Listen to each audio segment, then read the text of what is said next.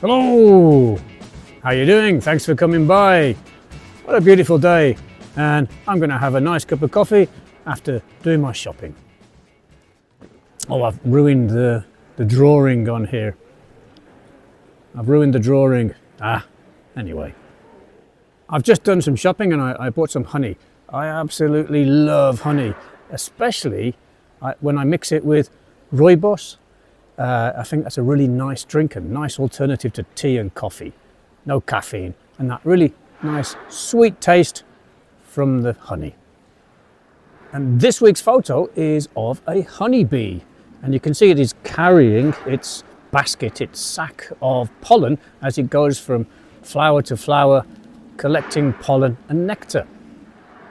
Honeybees are famous, obviously, for making honey.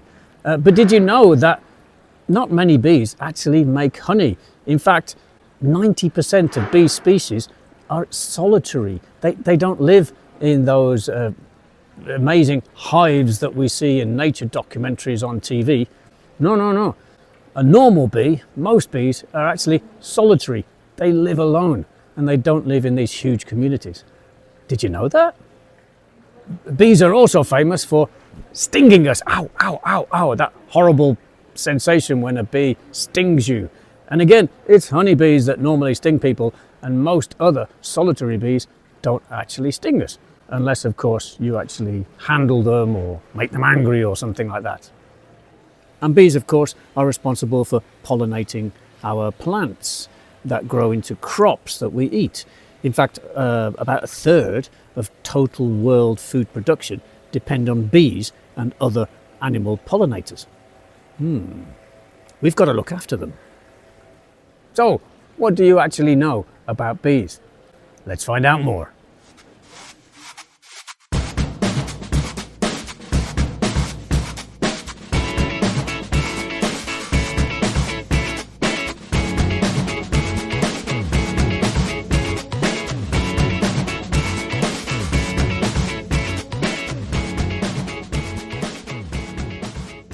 Welcome to today's deep dive, where we're taking a fascinating new article about bees and, well, hopefully shifting your perspective from fear to, absolute awe. Yeah, because when you think of a bee, you're probably just picturing this highly organized, honey-hoarding soldier that's ready to die for its colony. Right, or you just think about the sting. I mean, that venom compound, it literally punches holes in your cell membranes. It spills their contents and just immediately triggers your pain receptors.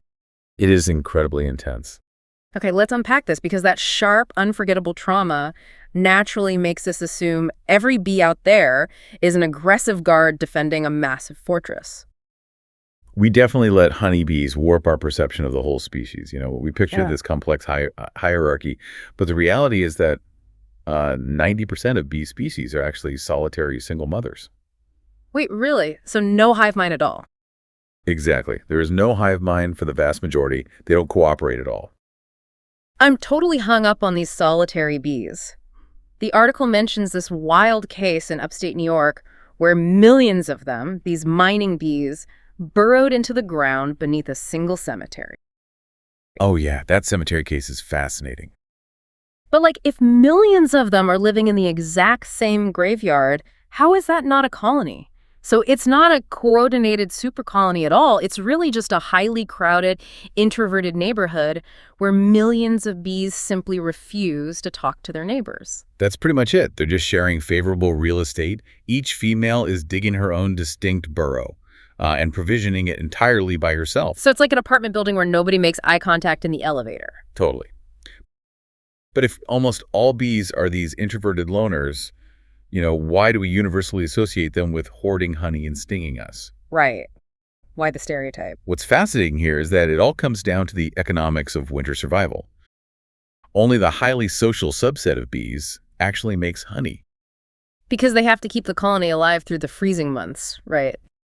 Here's where it gets really interesting, though. Because the social bees have this incredibly valuable stash, they're the ones who have to aggressively protect it. And that brings us right back to the stinger. Yeah. Honeybees have that barbed stinger that literally tears out of their abdomen. That's the ultimate sacrifice just to protect the pantry, right? From an evolutionary standpoint, How does a suicidal defense mechanism even get passed down? Well, it's a biological math equation. The worker bee doesn't reproduce. Her only evolutionary purpose is to ensure the queen, who carries all they shared genes, survives the winter. Oh, so sacrificing herself ensures her genetic lineage continues. Right. Solitary bees don't have a centralized pantry or a queen, so they are generally non-aggressive. You almost have to crush one to get stung. Okay, but if a worker is going to literally gut herself to protect a pantry, that pantry better be fully stocked. How do they efficiently gather enough food to justify that? That's where the waggle dance comes in. It's a marvel of insect geometry. The bee dances at a specific angle relative to straight up on the honeycomb. And inside the dark hive, straight up represents the sun. Yes. So if she dances 20 degrees to the right of vertical, she's telling her sisters to fly 20 degrees to the right of the sun to find the flowers. That is just unbelievable. If we connect this to the bigger picture, whether they're waggle-dancing socialites or solitary introverts, these tiny geometricians are physically upholding our global food system. Absolutely. A full third of global food production relies on animal pollination. Fruits, vegetables, nuts. And while staples like wheat and rice are wind-pollinated, losing bees would trigger massive agricultural disruption. The cost of an apple or an almond would just skyrocket. And they're doing this work using hidden superpowers, like they see ultraviolet light patterns on petals, which act like glowing runway lights pointing straight to the nectar. Oh, and don't forget buzz pollination. Some plants, like tomatoes, lock their pollen away so tightly. Certain bees have evolved to bite the flower and vibrate their flight muscles at a highly specific frequency, physically shaking the pollen loose. So what does this all mean? It means we have to drastically rethink how we manage our landscapes, our commercial farms, our backyards, all the wild spaces. Yeah, because between habitat loss, pesticides, and climate change, we're threatening the very engineers that keep our ecosystems from collapsing. We really are. This raises an important question, though. Over millennia, some bees have evolved highly intricate, specialized relationships with just one specific type of plant. Wait, just one? Yeah, just one. So if we continue to alter these environments and lose those unique bee species, what happens to the specific plants that rely entirely on their dedicated buzzing partners to survive? That's a haunting thought to leave you with. The real danger isn't that sharp flash of milletin cell damage we talked about at the start. It isn't stepping on a bee and getting stung. It's stepping outside, looking at a blooming flower, and never seeing one at all.